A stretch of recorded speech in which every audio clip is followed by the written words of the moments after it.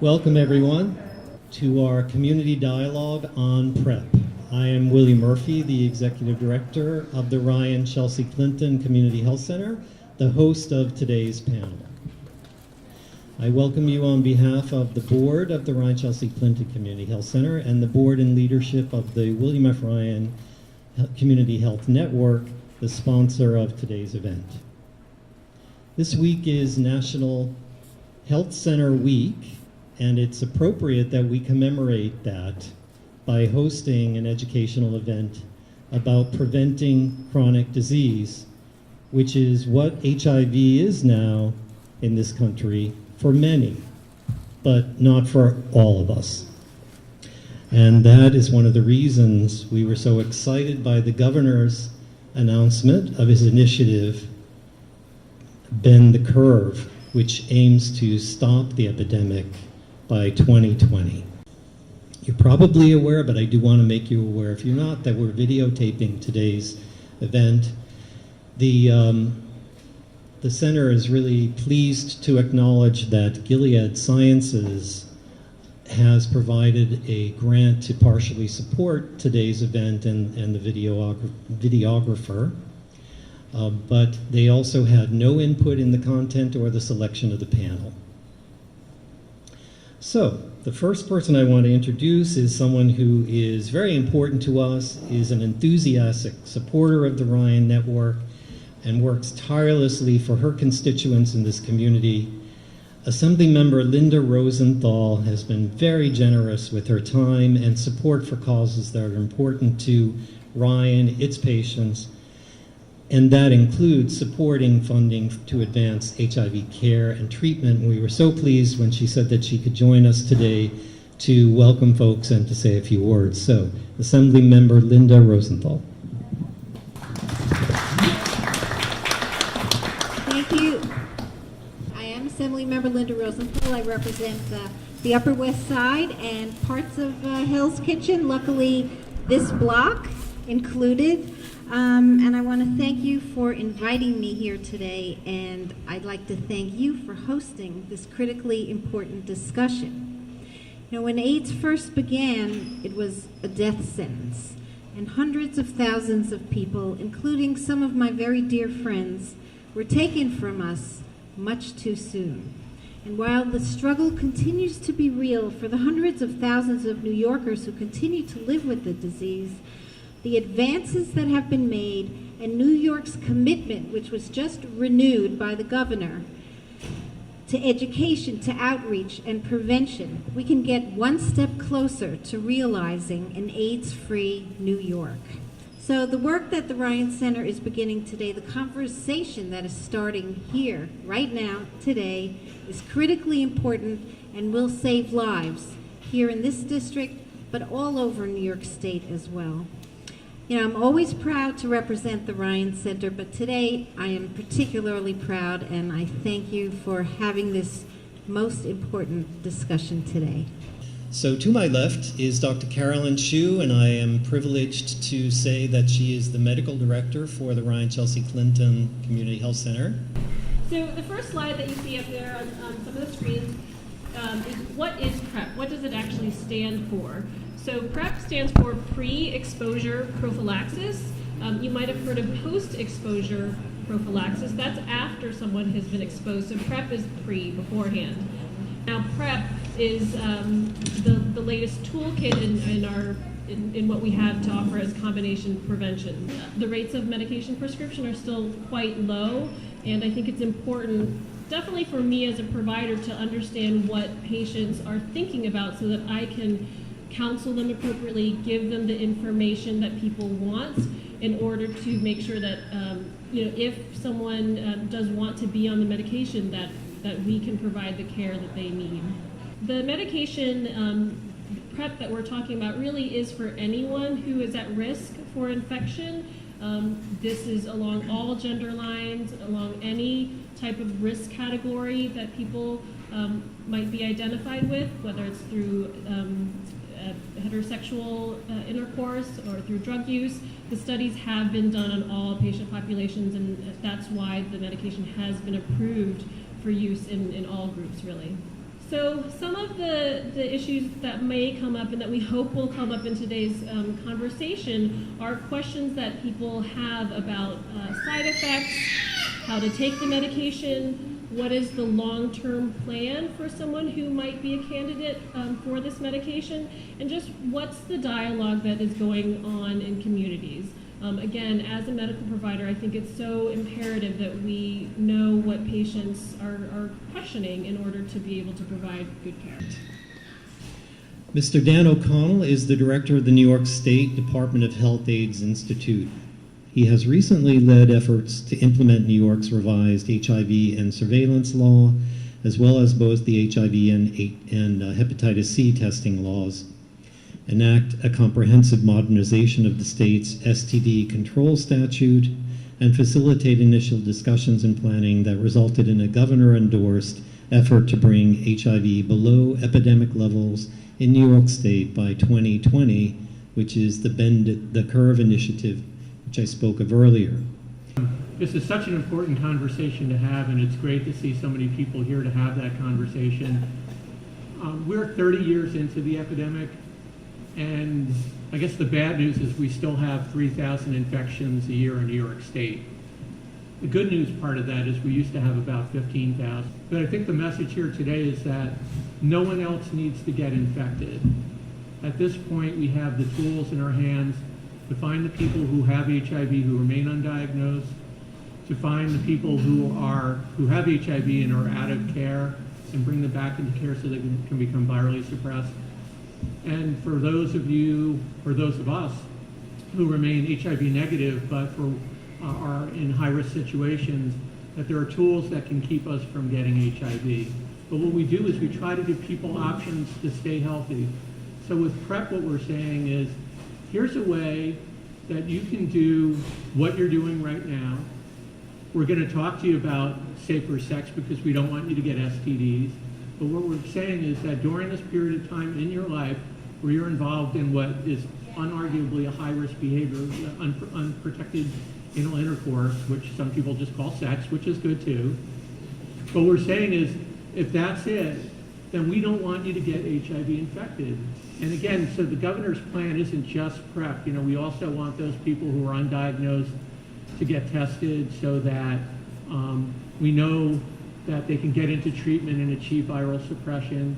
So we have probably maybe 10 or 12, 13,000 people in New York State who remain undiagnosed. And we rely on our folks, our partners here at Ryan Center and places like this all over the state to make sure that people get HIV tested as often as they should. So if we take viral suppression of HIV infected people and we match it up with PrEP, where people at high risk who are HIV negative stay HIV negative, there's no place for HIV to go. And that's really the vision about bending the curve, where there are going to be so few new infections. We're hoping about 750 instead of the 3,000 that we're going to have this year, that there are going to be so few new infections that we're actually going to have fewer people living with HIV in New York State, the first ever decrease in prevalence in New York State for the 30 years that we've had this epidemic. Those decreases are across all racial and ethnic groups, so it's not just one group or another group that's benefiting from that progress. And it's not just one age group or another age group, it's all age groups. And it's not just men or women, it's both men or women. But we still have a very concentrated infection group among MSM. And as was stated, it's not just among MSM or gay men, it's more specifically among gay men of color and more specifically among young gay men. So at this point, it's no longer a matter of, you know, do we have what's necessary? We have what's necessary, but it's do we have the will and the community strength to come together and say, we don't want this to happen to us, and we don't want it to happen to the next generation. It is truly possible that this is the last generation that's going to come up and really be at high risk for HIV. Kim Watson is the co-founder of Community Kinship Life, known as CK Life, that assists affirmed men and women with necessary life skills, medical needs, counseling, and access to the resources needed to improve their quality of life and contribution to society. First, we start with the medical system, because most individuals choose not to want to go into some medical systems, and if they're in a medical system, they probably, the first thing they talk about is hormones instead of HIV. But I have a whole percentage, a huge percentage in New York City who are HIV positive or living high-risk lifestyles sexually. Are there obstacles to getting people access to PrEP that are specified to transgender population? It could be pulling teeth, because there's some people that don't want to. Transgender individuals don't want anyone to know, not even that they're HIV positive. And because sometimes, like when they go into counseling, and had not for CK Life having a trans-specific clinic, and I know there's other clinics out there that have been before us, but they're still using the old tool where gender is concerned. I'm putting them now as male, I'm putting it in the MSM section. You know, I love my gay guys, and I love the MSMs and stuff like that. You're my allies. But at the same time, we have to train these individuals in these clinics to understand that transgender individuals are not men that sleep with men.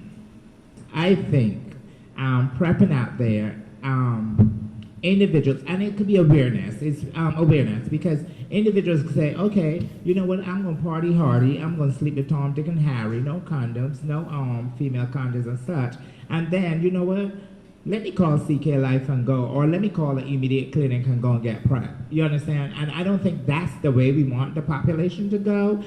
A lot of people think that HIV is death sentence. No, it's not a death sentence, but it's the stress that kills you. And I think that a person hanging out there partying all night and then come in thinking that they've slept with someone, or knowingly that they've slept with someone that's HIV positive, that means that they start to build stress. I want to introduce Jacob Levine. He's a computer programmer and entrepreneur. He focuses on the technology needs of choirs and other community-based performing arts organizations. Outside of work, he sings with the New York City Gay Men's Chorus and volunteers for the Trevor Project, both organizations he's been involved with since moving to New York City 3 years ago. Kudos to you. He's also been taking PrEP since April of this year, and he kindly offered to share some of his insights and perspectives with us. I first heard about PrEP probably about 18 months ago, about 2 years ago, something along those lines. And most of the information that I was getting was through social media, people posting articles, things like that on Facebook. And I was really interested by what I was reading, in large part because I have not had perfect condom use when I have had sex. And at the time, that was something that I definitely did not talk about and was very ashamed of. There's a whole spectrum of how people have sex, and it's important to be honest with yourself about whether or not you're engaging in risky behavior, and if you are, try to do things that can lower that risk. And being ashamed only is a barrier to owning that risk and actually trying to do something about it. But it took me a long time to actually get around to talking to my doctor about it, mainly just laziness. But then earlier this year, I started dating someone who revealed to me that he was HIV positive. And shit got real. He was undetectable, or so he told me, and I believed him. But I also was sort of scared by the prospect of relying on someone else to make decisions that would affect my health. Sometimes people forget, or sometimes from the research that I did just because I was nervous and curious, there are mild spikes in viral load. Anyway, I wanted to take more direct responsibility for my own health. For me, it was a reality that I wasn't perfect about using condoms. In terms of payment, fortunately, my health insurance covers most of it. There was a $15 deductible. If you trust yourself enough to always use a condom, then the needs for going on PrEP are a lot less. I want to introduce our final panelist, after which we will take some questions from the audience. Michelle Green, to my left. Ms. Green worked at Harlem United, where she got her first taste of HIV prevention work as an outreach peer, and then she moved on to the citywide harm reduction program, now known as Boom Health, where she graduated from the peer program. Ms. Green currently volunteers with Community Kinship Life alongside founder Kim Watson.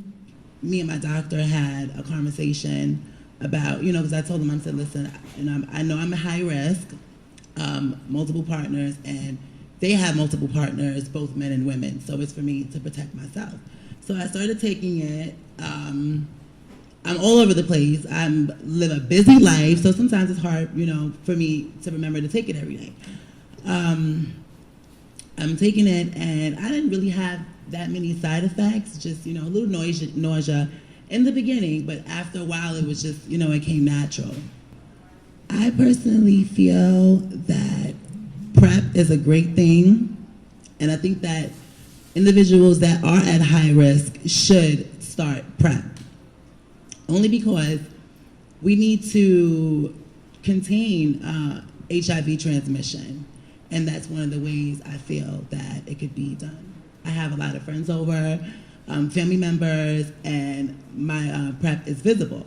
So if I have it sitting in the medicine closet or in my bedroom, and having girlfriends come over and guy friends, and they see the bottle and they're like, questioning, like, judging me. I struggled with that. I used to hide it. When I had company come over, I used to just put it in the cabinet where they couldn't see it.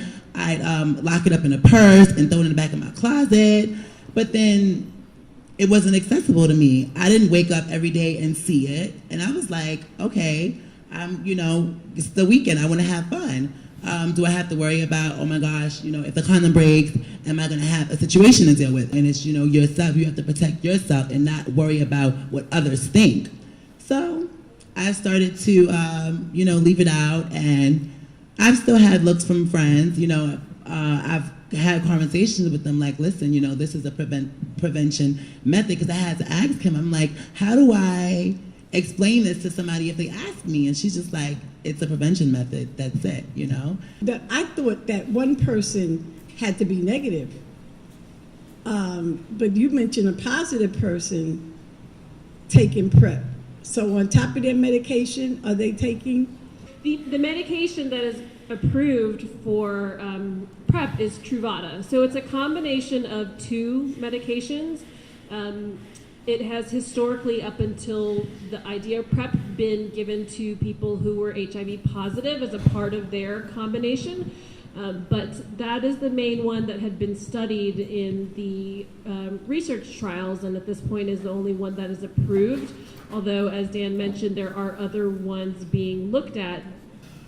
I've been hearing rumors that they're working on a injection for PrEP that lasts 3 months, so you don't have to do a daily pill. Do you know anything about that, and how close are they to releasing that? What I would want people to consider is, in terms of their own risk profile, why would you wait for something else to come along and risk becoming infected between now and then? Before PrEP, all we had were condoms and willpower and things like that. We saw where that got us, so cautionary tale there. We know that a lot of people, believe it or not, even though I'm a really friendly face, they don't trust the government and stuff that we tell them. And so what we're selling sometimes isn't what they're buying, but I think we have to find ways to get the word out. And I think one way is through the whole conversation about expanded Medicaid and the Affordable Care Act. Because what we like to say to young gay men, or to any young man, is we care about your health. We don't just care about you not getting HIV, we care about you as a person. And one way that we can show that we care about you is to make sure that you have access to health care. And once people are in health care, then some of these conversations come more naturally. If all we do is we come out after somebody says, take this pill, it doesn't really work out.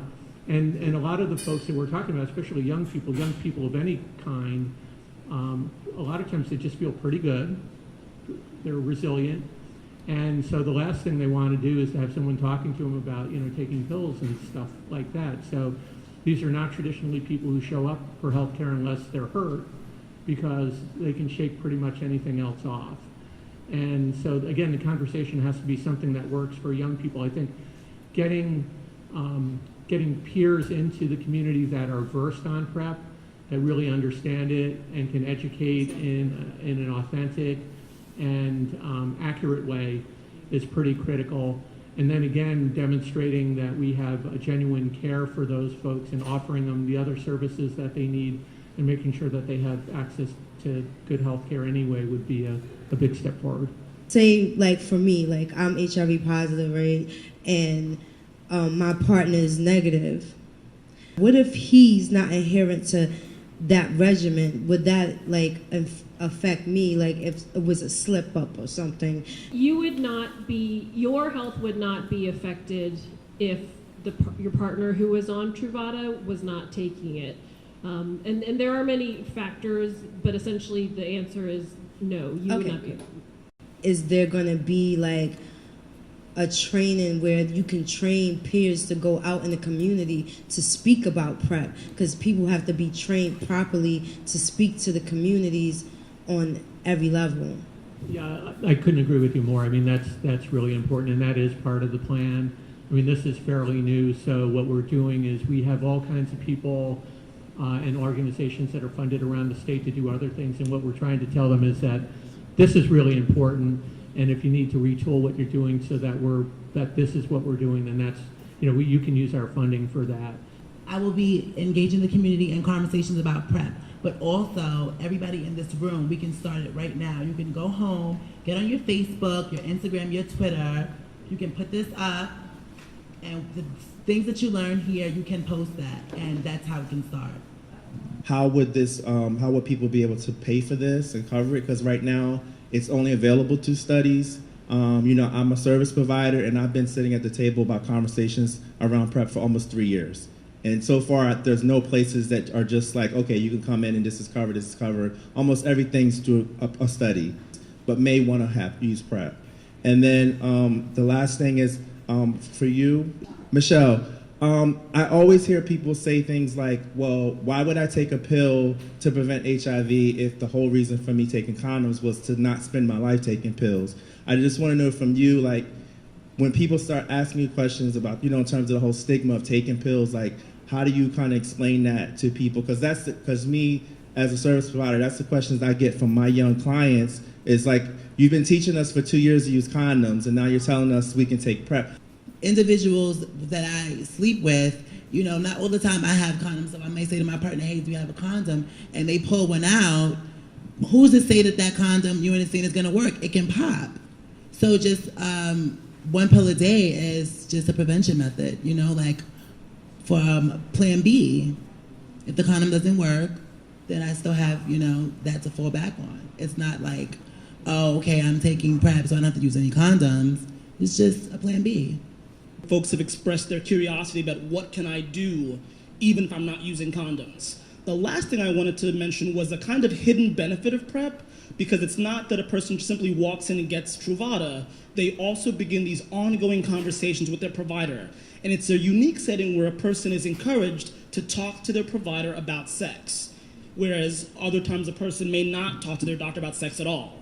This isn't one of those states where there's no state contribution for HIV services. Our state legislature and governor put in over $100 million of our own state resources every year towards this. So the question is, to me as a manager and to everyone else, are we doing what we should be doing in the most impactful way every day? And so there are things that we have already started to do. One of the first events that we'll be hosting on the issue, and as we look around the city and we talk with our collaborating and partner agencies, we know that there are educational events like this in every community that could benefit from PrEP and from promoting PrEP for people at risk. Thank you all so much for coming today.